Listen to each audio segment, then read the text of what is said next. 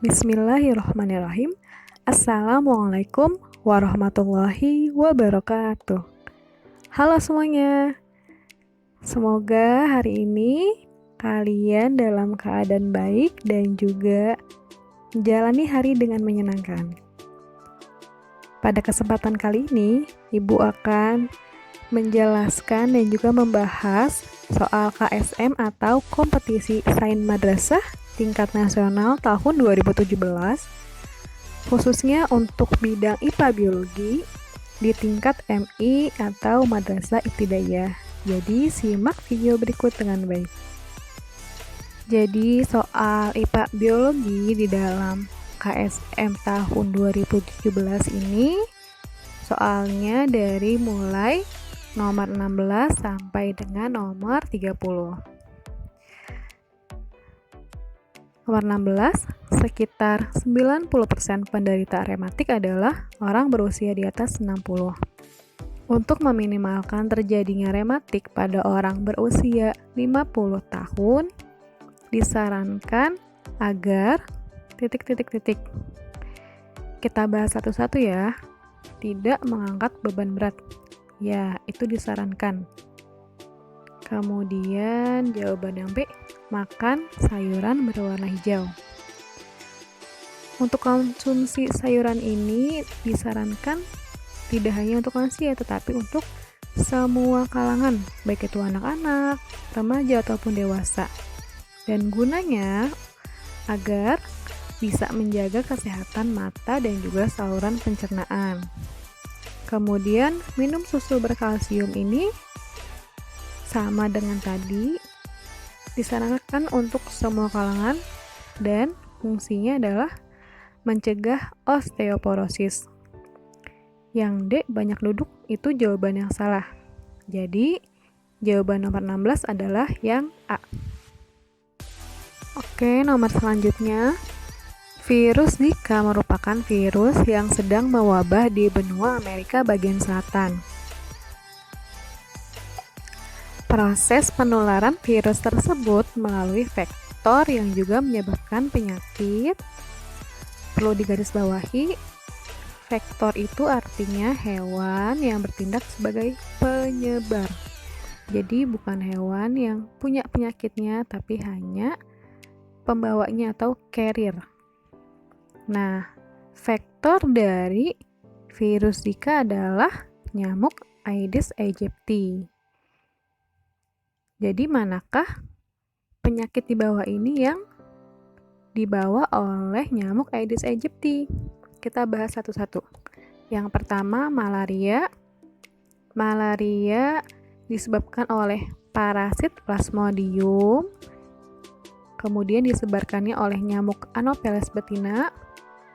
Tipes disebabkan oleh infeksi bakteri Salmonella typhi dan ditularkannya melalui makanan atau minuman yang terkontaminasi bakteri tersebut.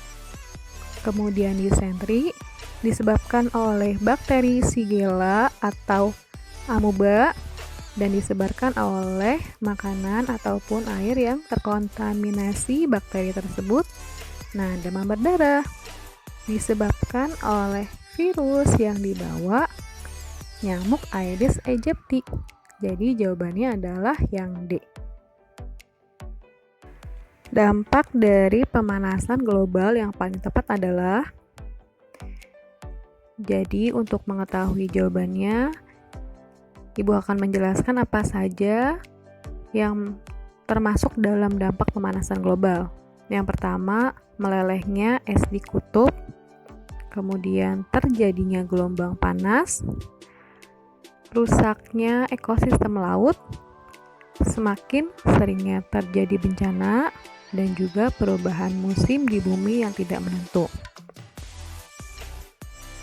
Dari daftar dampak tadi, maka jawaban yang benar adalah yang B. Perhatikan gambar berikut.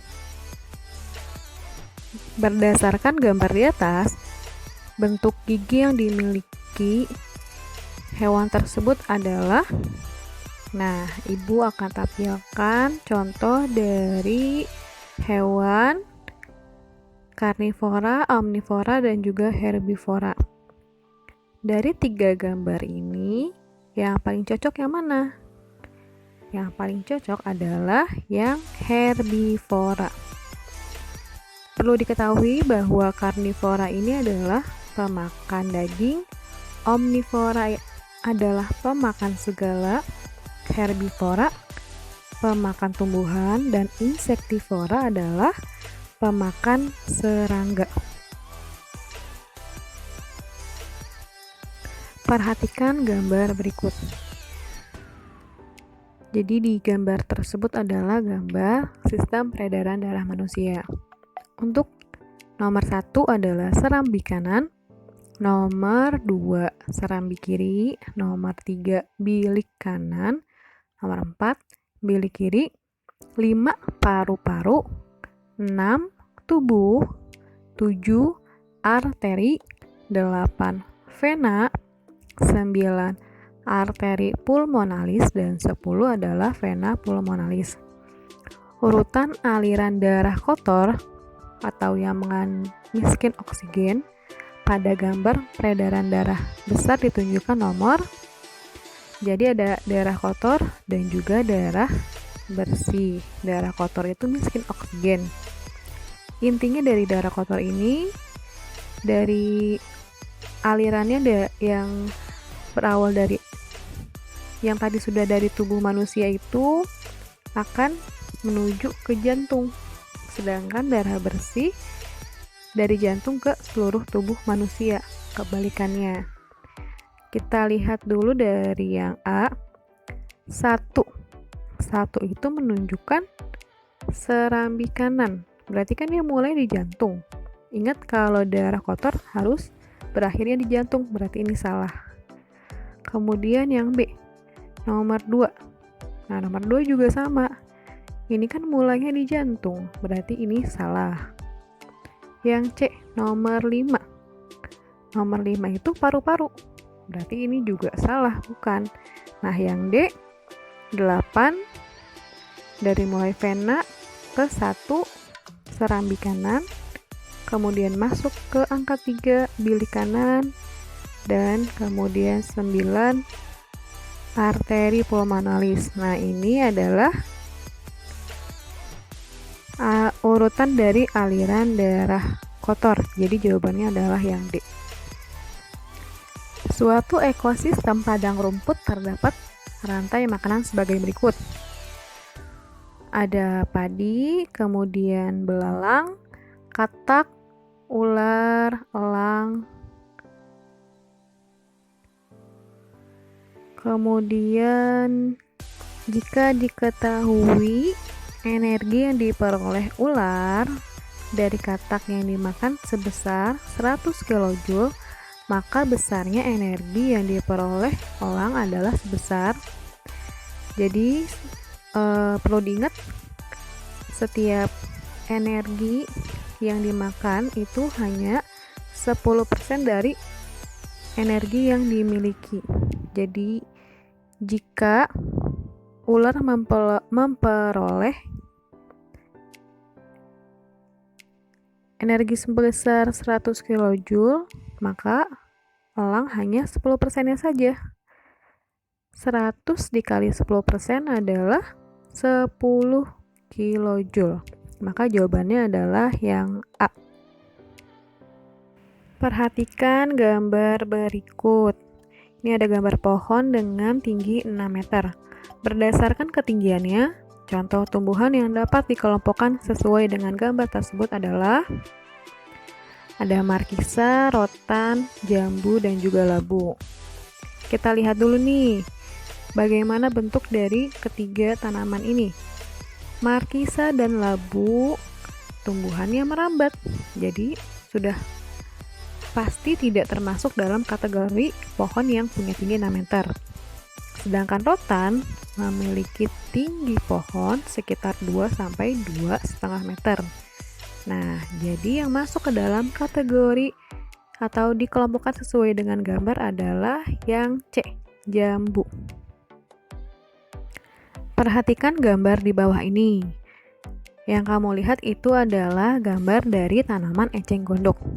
Jika sebuah kolam dipadati tumbuhan tersebut, maka pernyataan yang benar untuk menggambarkan dampak negatif keberadaan tumbuhan tersebut dalam jumlah banyak terhadap keadaan kolam tersebut adalah, kita bahas satu persatu, kekurangan oksigen. Ya, ini sudah pasti. Mengapa bisa kekurangan oksigen?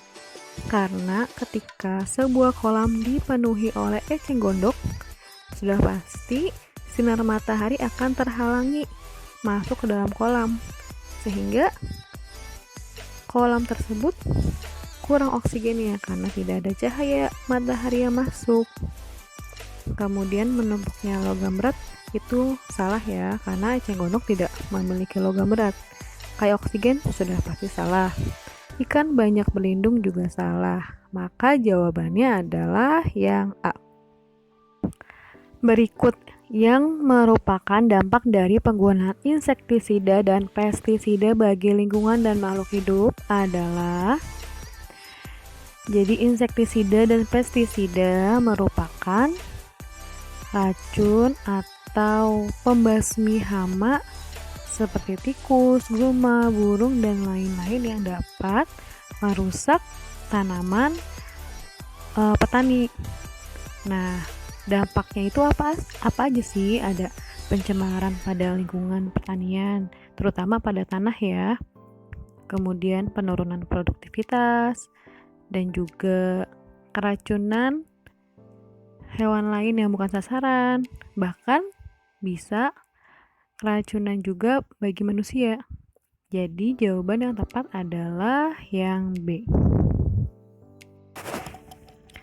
Bayi ketika lahir butuh dipeluk atau diselimuti tubuhnya agar tetap hangat. Hal tersebut karena suhu tubuh bayi cepat turun dan lambat naik. Maksudnya cepat turun itu cepat dingin, sedangkan lambat naik itu sulit untuk panas. Jadi agar tetap hangat, bayi itu butuh dipeluk atau diselimuti. Perhatikan gambar berikut. Ini adalah gambar dari ikan lele. Hewan sebagaimana gambar dapat beradaptasi pada lingkungan berlumpur dengan cara, jadi kita lihat mana di bawah ini yang ciri-cirinya sesuai dengan ciri-ciri dari ikan lele.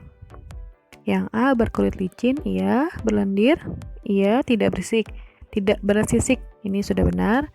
Yang B, bermisai sebagai indera penciuman, salah. Bersirip lembut dan memanjang juga salah. Berinsang sedikit juga salah. Maka jawaban yang benar adalah yang A.